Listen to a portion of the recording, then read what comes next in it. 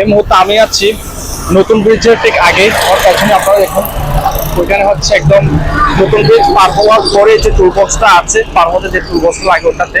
এবং আমার পাশে হচ্ছে হাইওয়ে রোড।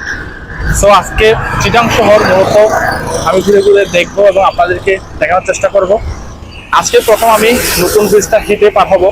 বেসিক্যালি আমি চিটাংয়ের ছেলে এবং প্রত্যেকদিন যে এই রাস্তাটা দেখতে পাচ্ছেন আমার পেছনে, এই রাস্তাটা অনেক মানুষ চিটাংয়ের পটিয়ার, তারপর চন্দনাইশের, তারপর হচ্ছে আপনার কক্সবাজারগামী, কক্সবাজার থেকে যারা আসছে তারা প্রত্যেকে এই যে রাস্তাটা দেখতে পাচ্ছেন এই রাস্তাটা বেয়ে কিন্তু তারা চলে যায় বাংলাদেশের এক এক প্রান্তে। তারা শত মায়া, শত দুঃখ, শত কষ্ট সবকিছু হৃদয় ধারণ করে মূলত এই যে রাস্তা, এই রাস্তা বেয়ে চলে যায়। আর পেছনে গাড়ি আসতেছেন, এই গাড়িগুলো বেয়ে তারা চলে যায়। সো এটাই লাইফ। মানুষের জীবনে আসলে কে কখন কোথায় চলে যায়, সময় কাকে কখন কোথায় যে নিয়ে যায় সেটা আসলে কেউ বলতে পারে না। দেখুন পেছনে হচ্ছে গাড়ি। মূলত এই মুহূর্তে আমি আমার আরেকটু সামনে গেলে নতুন ব্রিজ, এবং এই নতুন ব্রিজ পার হয়েই চলে যায় এক এক জায়গায়।